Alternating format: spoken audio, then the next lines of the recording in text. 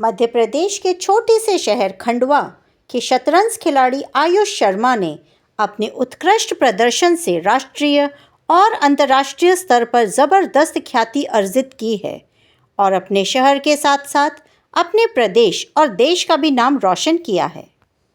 सितंबर 2023 में आयुष ने आर्मेनिया में आयोजित सकातजोर ओपन के दूसरे राउंड में ग्रैंड मास्टर तिग्रान के साथ ड्रॉ खेलते हुए अपनी लाइव रेटिंग को 2400 के ऊपर पहुंचा दिया। यहीं से वे इंटरनेशनल मास्टर यानी IM बन गए। इस उपलब्धि के साथ आयुष मध्य प्रदेश के तीसरे IM बने हैं। उनसे पहले अक्षत खम्परिया ने 2011 में और अनुज श्रीवात्री ने 2020 में यह खिताब हासिल किया था। आयुष ने अपना पहला IM नॉर्म नवंबर 2021 में सर्बिया में आयोजित IM आस्क टू नॉर्म टूर्नामेंट में हासिल किया, जहां उन्होंने 10 राउंड में 7.5 अंक प्राप्त किए और तीसरा स्थान प्राप्त किया था। इसके बाद उन्होंने दुबई ओपन 2022 में दूसरा नॉर्म और एशियन कॉन्टिनेंटल चैंपियनशिप 2022 में तीसरा IM नॉर्म प्राप्त किया। आयुष ने बाकू ओपन 2023 में और अबू धाबी मास्टर्स 2023 में भी IM नॉर्म्स हासिल किए हैं। आयुष की इस सफलता में उनके coach international master Anup Deshmukh का महत्वपूर्ण योगदान रहा है, जिनके मार्गदर्शन में आयुष ने अपनी क्षमताओं को निखारा है। आयुष की इस उपलब्धि से मध्य प्रदेश की चेस कम्युनिटी में काफ़ी उत्साह है और उम्मीद है कि वे जल्द ही ग्रैंड मास्टर्स का खिताब भी हासिल करेंगे। इतनी बड़ी बड़ी उपलब्धियों के बाद भी आज तक आयुष को सरकार ने किसी तरह का कोई अवार्ड नहीं दिया है। इस बात का मलाल पूरे खंडवा शहर चेस कम्युनिटी को है। तो आइए देखते हैं मालवा मिरर चैनल ने क्या बात की आयुष शर्मा और उनके माता पिता से उनके ही निवास खंडवा में। आयुष, आपने हाल ही में गोवा में कोई चेस का टूर्नामेंट जीता है, इसके बारे में बताएंगे आप? हाँ, गोवा GM टूर्नामेंट हुआ था 11 से 19 जनवरी के बीच में। वो टूर्नामेंट लेट श्री मनोहर पर्रिकर जी की मेमोरी में हुआ था। टूर्नामेंट में 3 कैटेगरीज थी, A category tournament, B category tournament और C कैटेगरी टूर्नामेंट। जिस टूर्नामेंट में मैंने पार्टिसिपेट किया था A कैटेगरी, वो अबव 2000 रेटिंग हुआ था। चेस में रेटिंग होती है, जितनी ज़्यादा रेटिंग उतने स्ट्रॉन्गर प्लेयर्स। तो 2000 रेटिंग मिनिमम था कि इतने स्ट्रॉन्ग प्लेयर्स तो होने ही चाहिए टूर्नामेंट में। तो उस टूर्नामेंट में 200 खिलाड़ी खेले थे। उस टूर्नामेंट में 10 राउंड्स थे। 15 तारीख को रेस्ट डे था और हाँ, मैंने 10 में से 8.5 बनाए और मैं फर्स्ट आया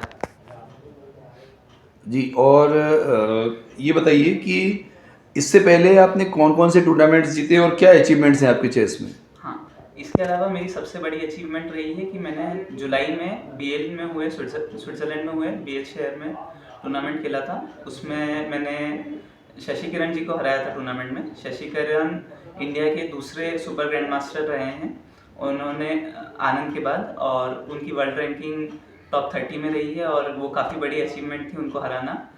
और उस टूर्नामेंट में मैं थर्ड आया था। और हाँ, उधर खेला हूँ मैं स्विट्ज़रलैंड में, मैं स्पेन में खेला हूँ, फ्रांस में खेला हूँ, सर्बिया में खेला हूँ, आर्मेनिया में, अज़रबैजान में, और कज़ाकिस्तान में मैं खेलने गया था अभी अक्टूबर नवंबर में। उसमें एक टूर्नामेंट में मैं 8th आया था और एक में 6th आया था। और हाँ। अच्छा, ये बताइए चेस में किसी टूर्नामेंट में खेलने के लिए या चेस में कोई आगे बढ़ने के लिए किस तरह की तैयारी करनी पड़ती है आपको?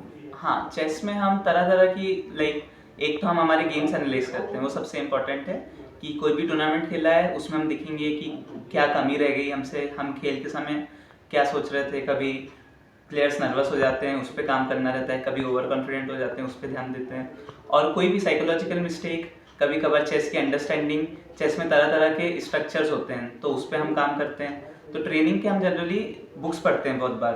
तो बुक्स होती है पॉन स्ट्रक्चर्स पे, कुछ टैक्टिक्स पे होती है, फिर स्ट्रेटजी की बुक्स, डायनामिक्स की बुक्स, गेम कलेक्शंस अच्छे प्लेयर्स के, और एंडिंग्स पे बुक, रुक एंडिंग्स पे, क्वीन एंडिंग्स पे। इस टूर्नामेंट के पहले मैं खास करके मेजर पीस एंडिंग्स पे बुक पढ़ के गया था, जिसमें क्वीन और रुक एंडिंग्स कवर्ड होती है। अच्छा, और अपना डॉक्यूमेंटेशन भी करते हैं आप क्या? वो किस तरह से करते हैं जो अपने गेम्स का? हाँ, तो मेरे गेम्स जैसे लाइव ही आते हैं इस लेवल पे, डीजीटी बोर्ड पे गेम्स खेले जाते हैं और वो वायर से कनेक्टेड रहते हैं, क्लॉक भी कनेक्टेड रहती है और बोर्ड भी कनेक्टेड रहता है। तो गेम्स लाइव आते हैं तो हम टाइम रिकॉर्डेड रहता है उस पर कि किस मूव पे मैंने कितना टाइम लिया, किस मूव पे 10 सेकेंड लिए, किस मूव पे 20 मिनट लिए, तो वो सब रिकॉर्डेड रहता है ना। मेरा भी टाइम रिकॉर्डेड रहता है, मेरे अपोनेंट का भी टाइम रिकॉर्डेड रहता है। तो वो काम आता है एनालिसिस करने में भी कि किस समय मैंने शायद जल्दी खेल दिया, किस समय मैं बहुत ज़्यादा सोच लिया, हेजिटेट करने लग गया। तो वो अच्छा रहता है काफ़ी एनालिसिस में भी और गेम को समझने के लिए। ये बताइए, चेस जो गेम है ये आपको और क्या क्या सिखाता है? चेस डिसिप्लिन सिखाता है, अपने इमोशंस को कंट्रोल करना सिखाता है। कई बार चेस में ऐसा होता है कि विनिंग पोजीशन आ जाती है, प्लेयर ओवर कॉन्फिडेंट होके उसको बिगाड़ देता है। तो वो ज़रूरी चीज़ है कि हमेशा अपना मानसिक संतुलन बनाना। कभी प्लेयर्स नर्वस हो जाते हैं तो अच्छे से डिफेंस नहीं कर पाते हैं। एक अच्छे प्लेयर की खासियत ये होती है कि वो खराब पोजीशन में डिफेंड कर लेता है। कभी पोजीशन खराब हो रही है, स्थिति खराब हो रही है तो तुरंत समझ जाता है कि कुछ हो गया है खराब और वो अपनी नीतियों में अंतर ले आता है। तो वो बताता है कि कैसे एडजस्ट करना है हमेशा और ओपन माइंडेड रहना है हमेशा पॉजिटिव चेंज के लिए। और आपके चेस को लेके फ्यूचर प्लान्स क्या है? क्योंकि अभी तो आपकी उम्र सिर्फ 19 है, तो हाँ। आपका भविष्य में क्या प्लानिंग है आपकी चेस को लेकर? मेरी भविष्य को मैं इस साल में अभी से ही बहुत सारे टूर्नामेंट्स प्लान्ड है। जैसे मैं मार्च में उज़्बेकिस्तान खेलूँगा और फिर अप्रैल में मैं कज़ाकिस्तान में एक टूर्नामेंट खेलने जाऊँगा जो IM अबव है, इंटरनेशनल मास्टर अबव टूर्नामेंट। और मई में मैं शारजा UAE में टूर्नामेंट खेलने जाऊँगा।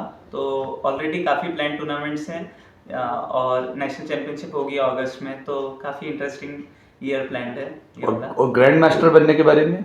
ग्रैंड मास्टर बनने के लिए मेरे को 15 रेटिंग पॉइंट्स और एक और ग्रैंड मास्टर नाम चाहिए। चेस में ग्रैंड मास्टर बनने के लिए 3 ग्रैंड मास्टर नॉर्म्स चाहिए रहते हैं। तो मेरे 2 ग्रैंड मास्टर नॉर्म्स हो चुके हैं। और चेस में रेटिंग चाहिए रहती है ग्रैंड मास्टर के लिए 2500। ये टूर्नामेंट जीतने से मेरी 16 रेटिंग बढ़ी है और अब मेरी रेटिंग हो गई है 2485। मेरी 2469 थी, 16 बढ़ने के बाद 2485 हो गई है। तो मुझे बस 15 रेटिंग पॉइंट्स और एक ग्रैंड मास्टर नाम चाहिए। क्या लगता है कितना समय लगेगा इसमें? होपफुली उज़्बेकिस्तान वाला जो टूर्नामेंट होगा उसमें ही ये वाला ग्रैंड मास्टर नाम भी हो जाएगा और रेटिंग भी बढ़ जाएगी। आपको ढेर सारी बधाइयाँ और मालवा मिरर चैनल की तरफ से आपको शुभकामनाएं भी कि आपकी जल्द से जल्द ग्रैंड मास्टर बनने की जो तमन्ना है वो पूरी हो। धन्यवाद। चलिए अब हम बात करते हैं आयुष की मम्मी श्रीमती संध्या शर्मा एवं पिताजी एडवोकेट नरेंद्र शर्मा जी से। इस समय हमारे साथ हैं एडवोकेट नरेंद्र शर्मा और उनकी श्रीमती संध्या शर्मा जी, और ये दोनों जो है प्राउड पेरेंट्स हैं आयुष शर्मा के, जिन्होंने हाल ही में गोवा का जो टूर्नामेंट जीता है और साथ ही बहुत बड़े बड़े अचीवमेंट्स हैं चेस को लेकर। तो हम जानेंगे कि क्या आयुष ने आखिर इस किस तरह से तैयारियां करी और कैसा उसका जो सेक्रीफाइस रहा और आप लोगों ने क्या क्या किया, प्लीज़ बताएंगे। आयुष ने जब 8 साल का था जब से चेस खेलना चालू किया। शुरू में तो उसने स्टेट कंपटीशन खेला और नेशनल में सिलेक्ट हुआ। जब नेशनल में हम लोग गए तो हम लोग को ये पता भी नहीं था कि यहाँ कुछ प्रिपरेशन करके आना पड़ता है या यहाँ पर गेम्स वगैरह भी अवेलेबल होते हैं जिसको देख के आप आगे की तैयारी कर सकते हो। तो शुरू में तो आयुष का वो टूर्नामेंट सिर्फ एक प्रकार से सिर्फ उसका यही था कि पहली बार वो नेशनल खेला है तो कैसा होता है।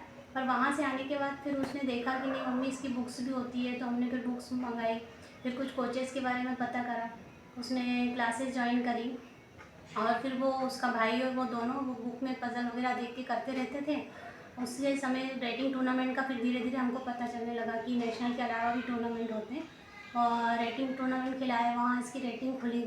फिर आगे की और भी अलग अलग एज कैटेगरी में इसने खेला और सारे नेशनल में पार्टिसिपेट किया और फिर GM टूर्नामेंट के लिए इसकी रेटिंग 2000 हो गई। तो ये फिर GM टूर्नामेंट में भी पार्टिसिपेट करने लगा और फिर ये फॉरेन का भी इसका रास्ता वहाँ से खुल गया कि ये रेटिंग बढ़ गई इसकी। तो इसने वहाँ जाके भी IM नॉम टूर्नामेंट होते हैं, GM नॉम टूर्नामेंट होते हैं, वो खेले और वहाँ नॉम लिया और IM बन चुका है आज और GM के इसके पास 2 नॉम हैं। जीएम, आपको क्या लगता है जीएम जो सीढ़ी है वो कितनी दूर है इससे? अभी आयुष की लाइव रेटिंग 2485 है, उसको 2500 रेटिंग करना है GM बनने के लिए और जीएम नॉर्म 3 चाहिए रहते हैं, जो आयुष के पास 2 हैं ओपन कैटेगरी में। अब आयुष को 1 नॉर्म और चाहिए है, जिसके साथ आयुष जीएम बन जाएगा। और क्या तैयारियां करनी पड़ती हैं, इसमें कितनी मेहनत करनी पड़ती है, कितना समय लगाना पड़ता है?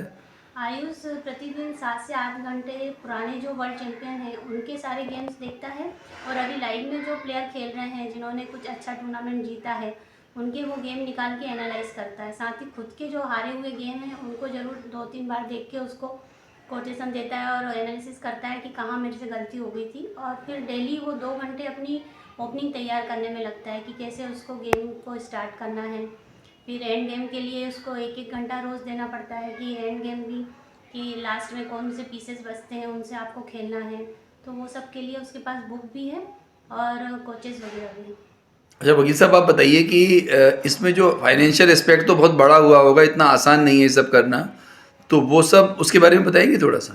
देखिए, होम लोन लिया उसके लिए, और ये इसकी कोचिंग असल में क्या, होम लोन लिया और गोल्ड लोन लिया था उसके लिए, और कुछ प्लॉट भी बेचे हमने, क्योंकि ये इसका जो कोचिंग है वो 10,000 रुपये पर डे, 15,000 रुपये पर डे और 20,000 रुपये पर डे तक का है। और बाहर जाएंगे तो उसमें होटल का रुकने का एक्सपेंसेस है, फ्लाइट का एक्सपेंसेस अलग है।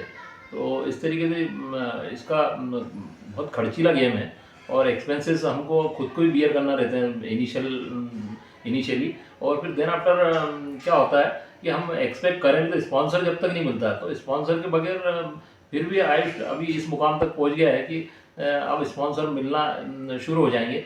मैं उम्मीद करता हूँ जल्दी मिल जाए, परंतु ये शुरू से स्ट्रगल आयुष का यहाँ से रहा। हम छोटी सिटी से हैं, तो वो यहाँ से आने जाने में, यहाँ एयरपोर्ट की कोई सुविधा नहीं, पर वो आना जाना करता रहा और वो लगातार मेहनत करता रहा। और हम लोगों ने उसको जब भी उसको ज़रूरत पड़ी तो कोचिंग वगैरह में, और वो बाहर जाने में, फॉरेन कंट्रीज़ में जाना आना, वो सब प्रोवाइड किया है। और आयुष इस मुकाम तक आ गया है, इंटरनेशनल मास्टर तो बन चुका है।